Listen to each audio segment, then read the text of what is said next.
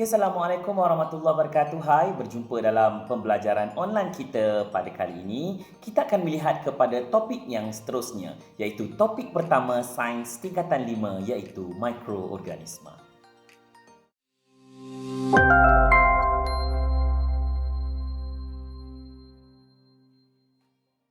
Okey, terlebih dahulu kita ingin melihat apakah yang dimaksudkan dengan mikroorganisma. Okey, mikroorganisma ini yang juga kita boleh sebut dia sebagai mikrob adalah sebenarnya organisma yang sangat halus, kecil saja dan hanya boleh dilihat melalui mikroskop. Kita tak boleh lihat daripada mata kasar. Dan secara umumnya sebenarnya terdapat berbilion-bilion mikroorganisma yang wujud di sekeliling kita untuk haiwan, manusia, tumbuh-tumbuhan dan sebagainya. Dan ada mikroorganisma yang berfaedah, ada mikroorganisma yang juga berbahaya kepada manusia, haiwan dan tumbuhan. Okey, secara semula jadinya, mikroorganisma yang hidup pada haiwan dan tumbuhan, pada haiwan dan manusia yang tidak berbahaya, kita panggil dia sebagai flora normal. Dan antara contoh-contoh flora normal ataupun mikroorganisma yang memang hidup pada haiwan dan manusia adalah seperti yang akan ditunjukkan.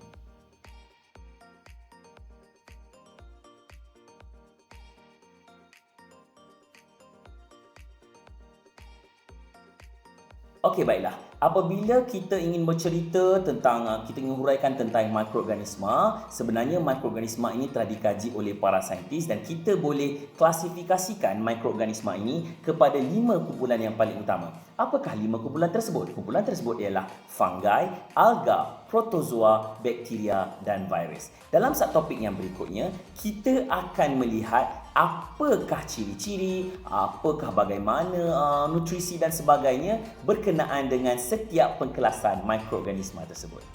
Okey, kelompok yang pertama ialah fungi. Fungi ini dia ada 2 jenis.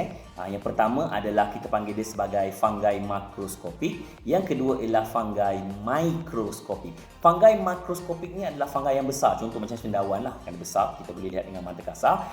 Jenis yang kedua ialah fungi mikroskopik. Fungi mikroskopik ni yang kecil-kecil, yang halus seperti yeast dan mucor. Dan biasanya yeast dan mucor ni dia wujud secara kelompok, secara koloni, yang mana saiz setiap satu fungi mikroskopik ni adalah antara 10 mikrometer hingga ke 100 mikrometer. Okey, itu dari segi saiz. Dari segi bentuk pula, bentuk fungi ni pelbagai-bagai. Sebagai contoh, untuk yeast, bentuk dia sebenarnya berbentuk sfera. Tetapi untuk mucor terdiri daripada sporangium yang berbentuk sfera di atasnya dan juga hypha yang berbentuk berbenam. Okey, dari segi nutrisi ni maksudnya adalah macam mana mikroorganisma ni mendapatkan makanan. Okey, dari segi nutrisi, fungi terdiri daripada 2 jenis. Ada fungi yang saprofit. Apa maksud saprofit? Saprofit ini adalah dia mendapatkan makanan, nutriennya daripada bahan-bahan yang sedang mereput. Manakala jenis yang kedua adalah jenis parasit. Parasit ini sebenarnya adalah fungi yang memperoleh nutrien daripada hos ataupun perumah. Dia duduk dekat satu perumah, hos, lepas tu dia dapatkan nutrien daripada perumah dia. Contohnya adalah Tryphophyton rubrum. Ini yang menyebabkan satu penyakit yang dikenali sebagai Athlete's foot lah. Okey, yang seterusnya adalah dari segi habitat. Disebabkan sifat fungi ini sendiri, dari segi saprofit lah, dari segi dia bentuk dia, cara pembiakan dia, dia suka tinggal di tempat-tempat yang gelap, tempat-tempat yang lembab, benda reput, tinja tu tai lah, kulit haiwan dan makanan. Itu adalah tempat tinggal bagi fungi. Dan dari segi pembiakan, fungi ini membiak melalui beberapa cara lah. Antara lain sebagai contoh untuk yeast, yeast akan membiak dengan cara pertunasan, manakala mucor dan sebagainya akan membiak melalui pembebasan spora. So, kedua-dua cara ini adalah sebenarnya adalah pembiakan asid. Itulah dia tadi ciri-ciri fungi. Seterusnya kita beralih kepada kumpulan yang berikutnya, iaitu protozoa. Protozoa ini adalah mikroorganisma yang juga punya saiz kecil antara 5 mikrometer ke 250 mikrometer.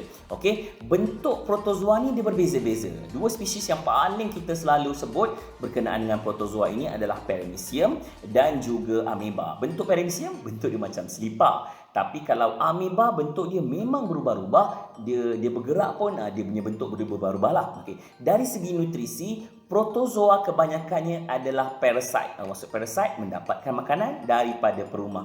Dan protozoa ini mendapatkan makanan melalui proses fagositosis. Fagositosis ni dia macam mikroorganisma tu dia buat satu macam kaki palsu situ kan. Lepas tu dia kaut makanan, dia makan makanan tersebut. Itulah dia dinamakan sebagai proses fagositosis. Di mana protozoa ni hidup? Protozoa kebanyakannya kita boleh jumpa di kawasan air tawar, tanah lembap, air laut dan sebagainya.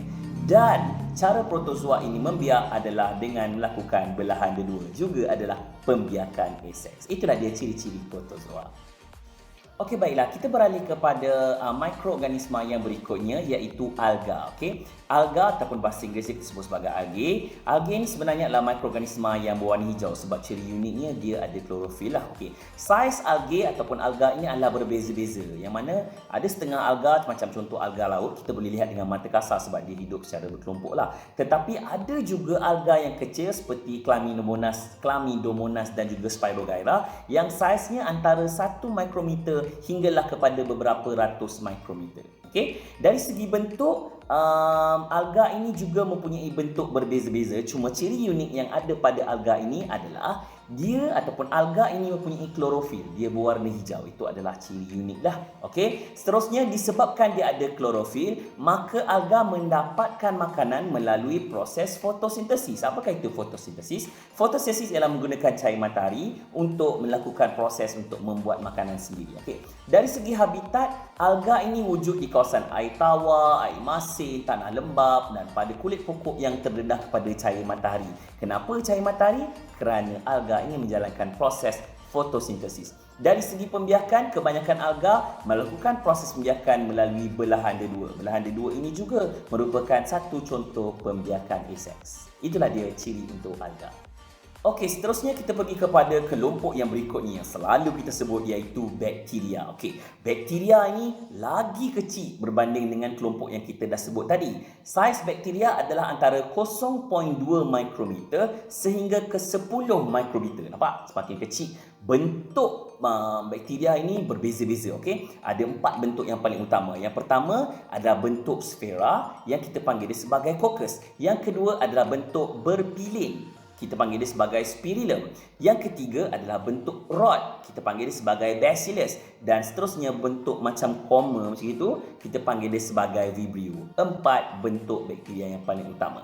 Dari segi nutrisi, bagaimanakah bakteria mendapatkan makanan? Bakteria ni pun macam-macam cara dia mendapatkan makanan. Ada bakteria melakukan proses fotosintesis. Contohnya adalah cyanobacteria, iaitu satu jenis bakteria yang ada klorofil. Yang kedua, ada juga bakteria menjalankan ataupun mendapatkan makanan melalui ataupun dengan cara parasite, iaitu dia ambil makanan daripada perumah. Contohnya adalah Bacillus anthracis. Dan yang ketiga, ada juga bakteria yang mengamalkan ataupun mendapatkan makanan melalui proses saprofit, iaitu mendapatkan makanan daripada benda reput, contohnya E. coli. Okey, dari segi habitat itu kita boleh kaitkan balik dengan nutrisi tadilah, macam mana dia dapatkan makanan. So bakteria ini kita boleh jumpainya di kawasan udara, tanah, makanan, haiwan, bahan-bahan organik dan sebagainya. Okey, dari segi pembiakan, kebanyakan bakteria akan menjalankan proses belahan dedua, juga merupakan pembiakan aseks. Dan antara ciri istimewa yang ada pada bakteria ni ialah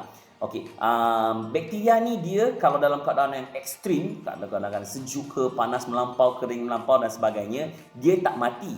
Dia boleh membentuk endospora. Endospora ni macam benih dia lah. Okey, so endospora ni dia dormant, dia duduk dekat situ. Apabila keadaan sesuai, apabila endospora ni mendapat satu medium ataupun satu keadaan sekeliling ni yang cukup baik, maka endospora ini akan bercambah menjadi bakteria baru. Itulah dia ciri-ciri bakteria. Okey, seterusnya kita pergi kepada kelompok yang berikutnya yang selalu kita sebut iaitu bakteria. Okey, bakteria ini lagi kecil berbanding dengan kelompok yang kita dah sebut tadi.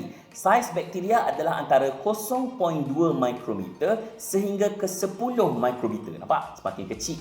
Bentuk bakteria ini berbeza-beza. Okey, ada 4 bentuk yang paling utama. Yang pertama adalah bentuk sfera yang kita panggil dia sebagai coccus. Yang kedua adalah bentuk berpilin. Kita panggil dia sebagai spirillum. Yang ketiga adalah bentuk rod. Kita panggil dia sebagai bacillus. Dan seterusnya bentuk macam koma macam itu, kita panggil dia sebagai vibrio. 4 bentuk bakteria yang paling utama.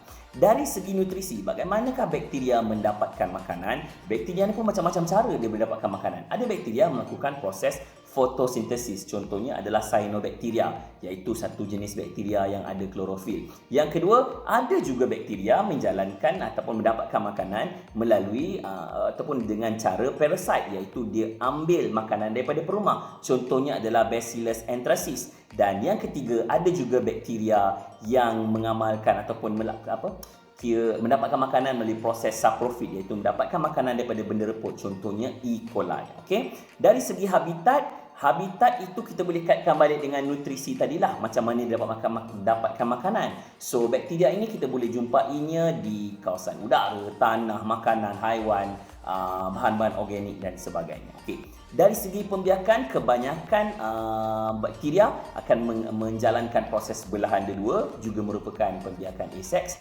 Dan antara ciri istimewa yang ada pada bakteria ni ialah bakteria ni dia kalau dalam keadaan yang ekstrim, kadang-kadang sejuk ke, panas melampau, kering melampau dan sebagainya, dia tak mati.